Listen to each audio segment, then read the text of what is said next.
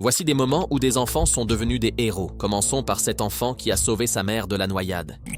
What's going on? She's having a fever. She's sunk. She's in the water. Oh, come on, hop in. I'll bring you over. Le 24 juillet 2024, à West Orange, au Texas, l'officier Charles Cobb a été approché par un garçon de 12 ans en panique. Sa mère, Jonetta Winbush, venait de faire une crise d'épilepsie et de s'écraser dans un étang. L'appel à l'aide du garçon a conduit à un sauvetage dramatique. What's going on? She's having a fever. She's sunk. She's in the water. Oh, come on, hop in. I'll bring you over there. Help her. Hurry. Okay, hop in. Shove that over. Is somebody in there? Mom, help her.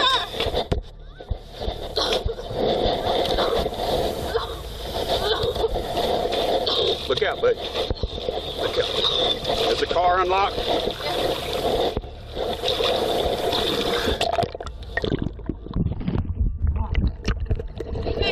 Look in the driver door in the panel. There's a little blue or black punch in the driver door. L'officier Cobb a dû retourner à sa voiture de patrouille pour récupérer un poinçon de vitre afin de briser la fenêtre du véhicule, car toutes les portes étaient verrouillées et la voiture avait déjà sombré davantage dans l'eau. Heureusement, lorsqu'il est revenu, des passants ayant été témoins de l'incident s'étaient arrêtés pour lui venir en aide.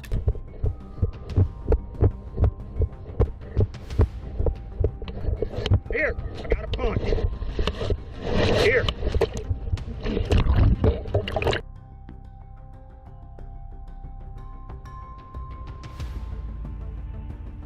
Le policier, accompagné de 2 ouvriers locaux, a sorti Jonetta Winbush de l'étang et l'a trouvée inconsciente. Il a immédiatement commencé à lui administrer un massage cardiaque. Grâce à ses efforts, il a réussi à rétablir son pouls juste au moment où les services médicaux d'urgence sont arrivés pour prendre le relais. Après avoir passé 3 semaines en soins intensifs, Jonetta Winbush est désormais sur la voie d'un rétablissement complet. L'officier Cobb a reçu une récompense pour acte de bravoure ayant sauvé une vie. Et le garçon de 12 ans qui l'avait alerté a été salué pour sa réactivité, essentielle au bon déroulement du sauvetage. Dans le cas suivant, une enfant a passé un appel crucial au 911, ce qui a permis de sauver la vie de ses enseignants ainsi que de plusieurs élèves. Le 24 mai 2022, un tragique incident s'est produit à l'école primaire Rob à Uvalde, au Texas. Les policiers sont intervenus sur les lieux alors qu'une fusillade de masse était en cours, plongeant élèves et enseignants dans une situation désespérée, piégés avec un tireur actif. Au cœur de ce chaos, une élève courageuse de 10 ans, Chloé Torres, a passé une série d'appels paniqués au 911, fournissant des informations cruciales sur la crise en cours. Les agents ont bien répondu aux appels, mais leur intervention a été, pour le moins, profondément décevante.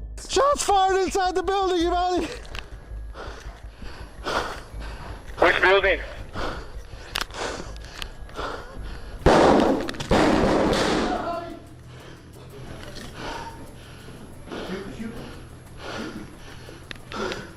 He's in this classroom right here on the right! Take cover, guys! Malgré les coups de feu entendus depuis l'intérieur de la salle de classe, les agents sont restés inactifs. Quelques minutes plus tard, Chloé a transmis aux policiers sur place des informations cruciales, des détails qui auraient dû déclencher une intervention immédiate. How far are y'all away? They're inside of the building, okay? You just stay quiet, okay? They're inside the building. You just need to stay quiet. You tell them that they need to be quiet. I'm telling everybody because of their mouth. Nobody's listening to me. I know how to handle these situations. My dad taught me when I was a little girl.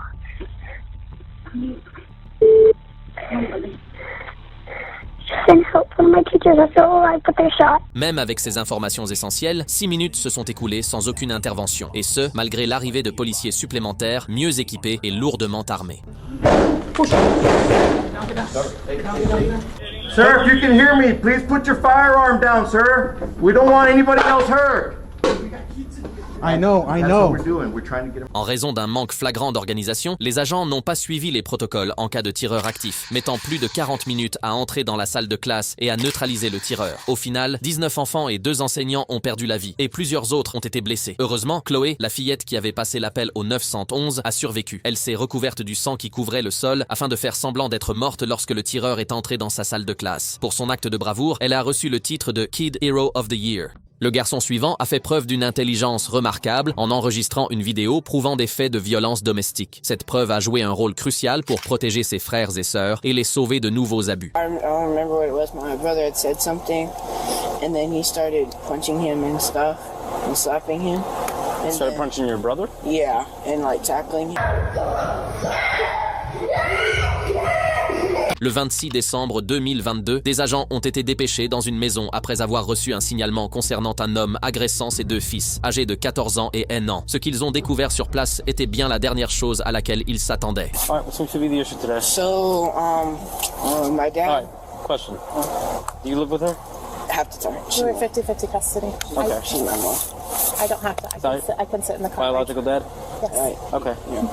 But so he was just, we were just playing a video game, and I beat him, and then so he started playing again against some like a CPU, and then he lost, and he got mad because I don't remember what it was. My brother had said something, and then he started punching him and stuff and slapping him. And Started punching your brother? Yeah, and like tackling him, and then How old is your brother? 9 and 10. 10? Yeah, and then Where's your brother now? he's in the house still. Okay. And then he said, "You're next." And then I tackled him away, and I got to the door and I ran. You got the video, you said? Yeah. There's a video. Apparemment, ce n'était pas la première fois que leur père les maltraitait. Le garçon avait secrètement enregistré une vidéo capturant l'agression de son père. Coach Esther said what? Why isn't he like that with me? And then you had one chance to make a tackle at the national championships. And what'd you do? You f***ing the f*** out. Did you not? You want to be an athlete? Yes, Or do you want to be a f***ing scholar? athlete. Then why are you a bitch? You can't be violent? I'm gonna make you so angry at me, you're gonna be violent on every f***ing body. Got me? Yes, sir. You sure? Yes, sir. You sure? Yes, You sir. sure? Huh? Yes. Attack me.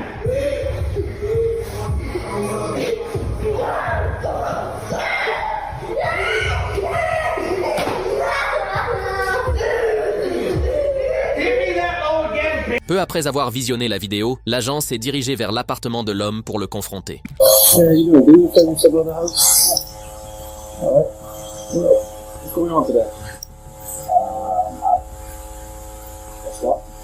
Alright, well, son called. Your son's with mom right now. So there's a video. A video? Yes. You getting your other child's? I done that. It's on video. Okay. Alright. Yeah, he's fine. I saw the whole thing. He's fine. Hey, buddy. What's your name? Reichland? Reichland? Yes. All right, you all right, buddy? Yeah, huh? You sure? Yeah. Good. Just look up at me, buddy. Okay. What were your dad doing? You and dad doing? He was trying to discipline me because I was just like being bad. Les enfants s'étaient tellement habitués aux violences qu'ils les considéraient comme normales. Cependant, le garçon semblait visiblement effrayé et bouleversé en racontant ce que son père avait fait, laissant à l'agent aucune autre option que de l'arrêter. Well, you know what? Do me a favor, man. Turn around. No. No. No. For what? For what? Resist. For what? What's your reasonable suspicion? What's your reasonable suspicion? You guys have to answer me that question. Are you guys kidding me? What's your reasonable suspicion to detain me? Hey, no, What the f***? Stop resisting. Look at what you're doing to my kids. Really? Are you kidding me? This is what I'm doing to my kids? What are you doing to detain me right now? Because what? I punished my kids under the Florida law? Are you kidding me? As long as I don't intend to injure my children in my punishment. L'homme a été emmené en prison et inculpé pour négligence envers un enfant, coups et blessures sans violence, résistance à l'arrestation sans violence, ainsi que pour maltraitance infantile sans lésions corporelles graves. La prochaine enfant est encore plus héroïque, car elle a risqué tout pour non seulement se sauver elle-même, mais aussi pour secourir ses frères et sœurs d'une situation terrifiante. Le 14 janvier 2018 à Paris, en Californie, Jordan Turpin, âgée de 17 ans, s'est enfuie de chez elle et a passé un appel désespéré au 911. Peu de temps après, l'officier Anthony Collis est arrivé sur les lieux et s'est approché de Jordan. Hi, Jordan. Hi, what's going on? Okay. I just ran away from home. Okay. And I live in a family of 15. Okay. Thank you so much. There's a mother and father, and then there's 13 kids. Uh-huh. And how old are the kids? Okay, some of them are like, okay, my older sister's 29, the youngest is 2. And they all live in the house? Yes. Even your 29-year-old sister? Yes. Oh, yeah, they're kind of scared to ask to move out because of their mother. Some of them have asked for a job before, and she acts like that's crazy and it would never happen. But my 2 little sisters right now chained up. How old are they? 11 and 14. They're chained up because they stole mother's food. Uh-huh. But, okay, yeah. And do you want to know why they stole mother's food? Why? Okay. All we ever eat, for like probably like 2 straight years or 3 or more, but we always eat the same things. But sometimes we do eat, I'm sorry if I talk too much. Okay.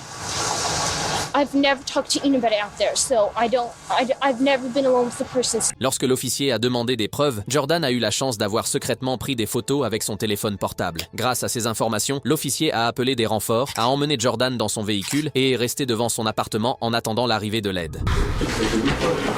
Hi.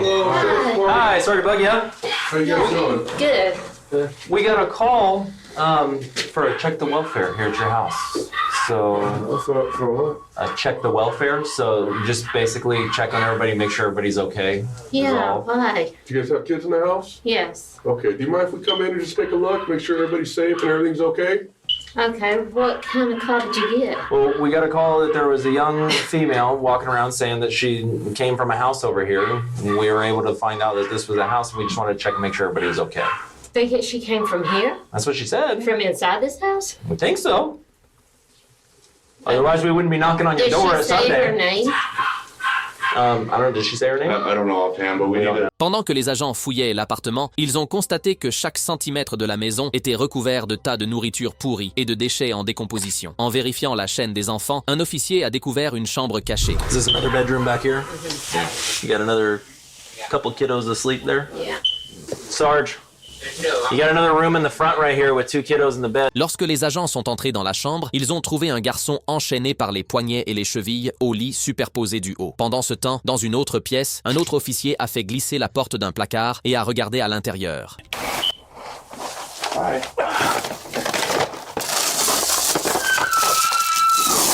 All right, let's just go ahead and detain the parents at this point. Ma'am, why don't you step over here for a minute? Okay. Where? Okay, with you. And sir, step over here for a second. Just step over with my partner here for a second. You got any weapons on you? No. Turn around real quick, I'm gonna check you out. Après leur arrestation, David et Lise Turpin ont été inculpés de plusieurs chefs de torture et de maltraitance infantile. En 2019, ils ont plaidé coupables à 14 chefs d'accusation et ont été condamnés à des peines allant de 25 ans à la prison à vie. Les enfants ont été retirés du domicile et placés en garde protectrice où ils ont reçu des soins médicaux et un soutien psychologique.